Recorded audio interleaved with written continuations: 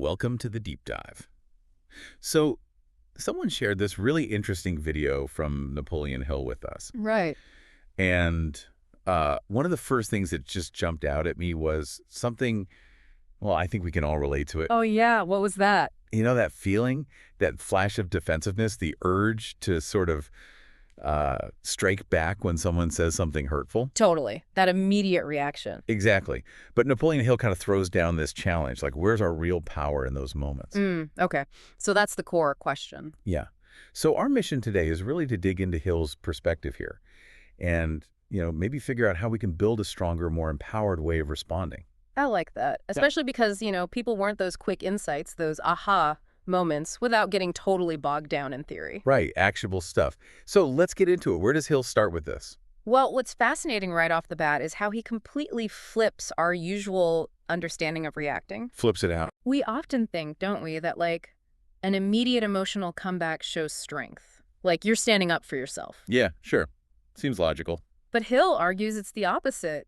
He says reacting emotionally actually hands your power over to the person trying to hurt you. Oh, wow. Okay, so it's like giving them the keys. Exactly, like Yeah. giving them the remote control to your inner world, your emotions. So that anger, that flash response, it's not power, according to Hill. It can actually be a form of surrender. Okay, let's really break that down, that idea of handing over control. Because Napoleon Hill says something really potent here. He says, you are under no obligation to pick up the pain they try to hand you. That's good. It's like an offering, isn't it? Yeah, like they're holding out this toxic thing, and you can just say no thanks. You have the right to refuse delivery. Right. It totally shifts the focus onto our choice, our agency in how we deal with negativity. It really does. And if you think about why people try to hurt others in the first place, Napoleon Hill touches on that too. What does he suggest? Well, he reckons it could be a few things. Maybe they're just trying to get a reaction, any reaction out of you. Like testing boundaries. Yeah, or maybe they're feeling miserable or insecure themselves, and seeing you rattled makes them feel, I don't know, less alone in their negativity. Huh. So it's more about them than you. Often, yeah. And realizing that can be really freeing, It Yeah. reminds you that you don't have to accept their stuff. It's their stuff. Okay, so this is where it gets really interesting for me. Hill makes this powerful point that true strength isn't in, lashing out. That's the easy bit, the impulse. Right, that's often the path of least resistance, emotionally speaking. Exactly. He says the real power, the genuine strength, lies in restraint, in not reacting. Holding back, self-control. Yes. He elevates that idea of staying composed, making it a mark of self-mastery. Like he puts it, the man who can remain unmoved by insult is a man who owns himself completely. Owning yourself, that's a strong concept. It's not about being passive, is it? No, not at all. It's about command.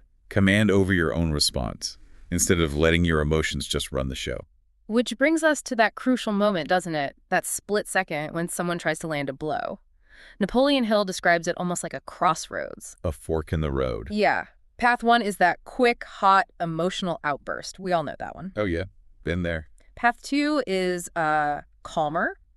It's a deliberate, thoughtful response. And Hill's argument is basically, if you take path one, the reaction path, you become a victim of the circumstance. Okay, so you're just being bounced around by what they did. Exactly. But if you choose path two, the thoughtful response, you become the master of the circumstance. You're back in the driver's seat. Right. From being controlled to being in control. Mm-hmm. But how do we actually learn to take that second path? It's hard in the moment. It is hard. It takes practice. But Napoleon Hill gives some really practical advice. He says, train yourself to observe rather than absorb. Observe, not absorb. What does that look like? So instead of immediately taking the hurtful comment or action straight to heart, letting it wound you. Which is what usually happens. Right. He suggests taking a mental step back. Look at the behavior, notice it, but without immediately internalizing it, like watching a movie scene instead of being in it. Oh, And then ask yourself, what will reacting actually achieve here? Seriously, is it going to bring peace? Or just more pain and conflict? is it progress? Or just chaos? Exactly. Evaluate the likely outcome. He uses this great analogy. Reacting is like watering a weed you never wanted to plant in the first place. Giving energy to something you don't want to grow makes Yeah. sense. Yeah. And another fascinating point Napoleon Hill makes is about silence. Okay. Because often we think silence is weak, right? Like you didn't stand up for A yourself. common view, yeah. But he completely flips that. He says, silence, my friend, is often the most eloquent and powerful reply. Really? How so? Well, think about it. If someone's trying to provoke you, bait you into a fight, and you just stay silent, calm, composed, it can be incredibly unsettling for them. Hmm. Because they were expecting fireworks. Exactly. They're geared up for battle and you don't engage. Kind of leaves them standing there, maybe having to confront their own negativity or motive. So the silence reflects something back at them. Yeah. Hill suggests it reflects a depth, a composure that they might not understand and certainly can't penetrate. It's not weakness, it's a position of strength. Okay, that connects with another point from Napoleon Hill that really stuck with me. He says the only behavior we truly have control over is our own. That's fundamental, isn't it? Absolutely. People will do and say hurtful things. Yeah. That's kind of inevitable sometimes, but they cannot force a reaction out of you. The reaction itself is your choice. Always. Yeah. That power, that final say always resides with you. And when you really truly get that deep down, Hill suggests you become almost untouchable. Untouchable, meaning Meaning you navigate life with more grace, more inner stability, because you're not constantly being knocked off balance by what other people do or say. Your peace isn't dependent on their behavior. that leads right into this idea Napoleon Hill emphasizes about building resilience, doesn't it? Like an inner fortress. Yeah, tell me more about that. It's about developing this inner strength, this core that isn't easily shaken by, external storms or negativity. So it's like emotional armor. Sort of, but maybe more like a really well-built house with deep foundations. And crucially, he says it's not about suppressing your feelings. It's not about pretending you're not hurt or angry. Okay, that's important. So what is it about? It's about processing those feelings before you respond. Taking that moment, that breath, understanding what you're feeling, and then choosing your action. Which might be silence. It might be silence, or it might be walking away. There's real wisdom, Hill implies, in knowing when to engage and when to just protect your peace. It really boils down to our sense of self, doesn't it? Who gets to define us? Exactly. Napoleon Hill is crystal clear. Other people don't get to define you. Only you do. And choosing not to react to their negativity, their attempts to define you in a hurtful way, that choice actually says a lot about your character. It speaks volumes. As Hill suggests, not every insult, not every barb even deserves the dignity of a response. Right, because reacting just feeds it. Precisely. Napoleon Hill points out that when you react to someone who intends to hurt you, you're not solving anything. You're actually just adding fuel to their fire. Like jumping into their storm with them. Yeah, exactly that. He touches on this idea that, hurt people. They're often in a negative state and try to pull others down into it with them. And reacting is like saying, okay, pull me in. You give them exactly what they consciously or unconsciously want, your attention, your energy, your peace of mind. You let them disrupt you. It makes you think, doesn't it? Napoleon Hill encourages us to look back. Think about times when we did react in the heat of the moment. Oh, we've all got those moments. Totally. And regretted it later, right? Yeah. When some small jab just exploded into a huge conflict because we couldn't resist hitting back. Yeah, escalation is so easy when emotions run high. Hill contrasts that with the immense power that comes from self-discipline. He actually says discipline is the foundation of power. Discipline, not just physical, but emotional discipline. Yes, that internal command over our impulses, that ability to pause. And going back to that observe versus absorb idea, Napoleon Hill gives another really vivid image for this. Oh, yeah. He talks about letting insults just roll off you, like rain off a well-made roof. Ah, nice. So the roof is your composure, your inner state. Exactly. If you internalize every negative comment, every drop of rain soaks in, makes the structure weaker, damper. But if you stay composed, that well-made roof. It just sheds the water. It passes by without affecting the integrity of what's inside. And Hill is clear, this isn't weakness. This is wisdom in action. What's so insightful, I think, in Napoleon Hill's perspective is seeing our energy as this valuable currency. Our mental and emotional energy. Right.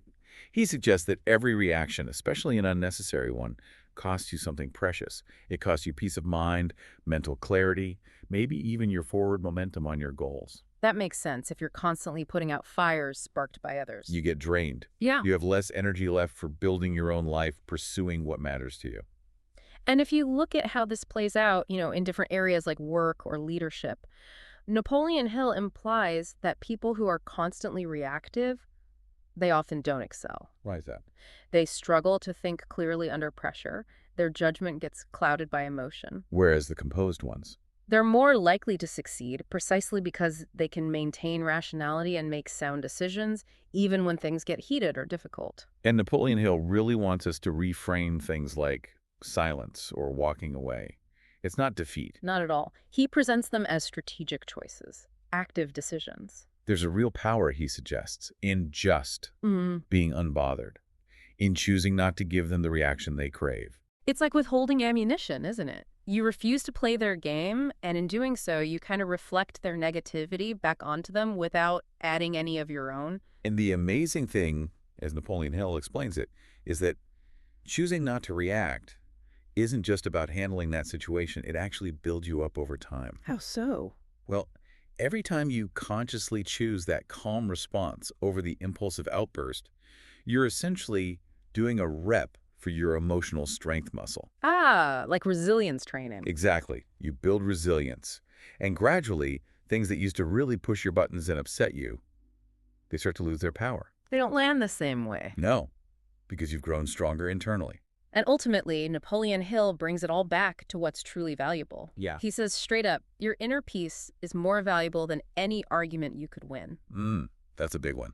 Guard your peace. Yeah, like it's your most prized possession. Stop wasting precious energy on trivial battles or trying to prove points that don't really matter in the grand scheme of things. He uses that image too, doesn't he? Standing firm like a rock. Like a rock in the middle of a raging stream. The stream is all the chaos, the negativity, the provocations. And you remain steady, unmoved, preserving your inner balance, not getting swept away. And what's fascinating, Napoleon Hill observes that sometimes people will intentionally try to provoke you. Why would they do that? Precisely because your calmness, your focus, your peace, it can actually feel threatening to their own instability or unhappiness. So your composure highlights their lack of it. Maybe. Or they just want to see if they can shake you. And Hill's advice is firm. Don't give them the satisfaction. Don't let them win by losing your cool. He calls reacting just for that fleeting moment of, I don't know, feeling validated or winning some pointless argument. He calls it a terrible trade. Trading peace for basically nothing. Trading something incredibly valuable, your inner peace, for something worthless, it's just not a good deal. which emphasizes the power of choosing your battles, right? Absolutely. Napoleon Hill underscores that you don't have to respond to every provocation. You get to choose where you focus your energy and attention. Protecting your peace is a valid choice. And what about, the natural urge to stand up for yourself? Does non-reaction mean being a doormat? No, and Napoleon Hill clarifies that. Assertiveness doesn't always mean confrontation. Okay. So how can you be assertive without reacting emotionally? Sometimes, he suggests, the most powerful way to stand your ground is simply by walking away, calmly removing yourself from the situation. For just prioritizing your peace over their need for a reaction, that itself is an assertion of your value. Exactly. It sends a message without escalating the conflict. Now, Napoleon Hill's realistic. He acknowledges this whole practice of non-reaction. It takes effort. Especially at first, it's not easy. It goes against the grain sometimes. For sure. But he assures us the more you practice it, the easier it becomes. The stronger that resilience muscle gets. And You navigate the world with more grace, more focus, and ultimately more real inner power. And the end goal maybe isn't just having peace sometimes, but truly being peace. being peace, meaning Becoming that person whose inner state is fundamentally unshakable, regardless of external circumstances. That calm rock in the stream. wow. So as we dig into these insights from Napoleon Hill, it really circles back to that fundamental question, doesn't it? Which is, When you're faced with hurt, with provocation, who will you choose to become in that moment? will you be reactive, easily upset, blown about by others? Or will you choose to be still, grounded, emotionally untouchable? That choice, as Napoleon Hill powerfully reminds us, is always yours. This deep dive into Napoleon Hill's wisdom offers some incredibly powerful perspectives. Wouldn't you agree? Definitely. Really makes you think. Pause briefly. Yeah. And if you listening are finding this kind of exploration valuable, if you enjoy getting these insights. We'd love for you to subscribe to our channel. That way you won't miss out on future deep dives like this one. Absolutely. So just to recap some of Napoleon Hill's core ideas we've touched on. Go for it. We've really looked at that immense power that comes from consciously choosing your response rather than just reacting on impulse. Right, the strength and restraint. Exactly. And the critical importance of guarding your inner peace, seeing it as truly valuable. And understanding that reacting often just fuels the fire, Oh, amplifies the negativity we wish would go away. spot on. And hopefully, listening today, you've maybe had some of those aha moments yourself. Recognizing that power within Yeah. you, right? The ability to cultivate a more empowered, more peaceful existence just by choosing how you respond. So maybe here's a final thought for you to mull over, building on Napoleon Hill's wisdom. Okay, leave us with something to think about. Think about a recent time, maybe even just this week, where you reacted emotionally to something someone said or did. Okay, got one. Now imagine what might have unfolded differently if you'd managed to choose a non-reactive approach, like Hill suggests. What could the outcome have been? And maybe ask yourself, what does being peace actually look like practically in my own day-to-day life? Great questions. Well, thank you for sharing Napoleon Hill's video with us, and thanks to all of you for joining us on this deep dive. Yeah, we really encourage you to reflect on how these ideas might apply in your own interactions and just notice the impact that consciously choosing your responses can actually have.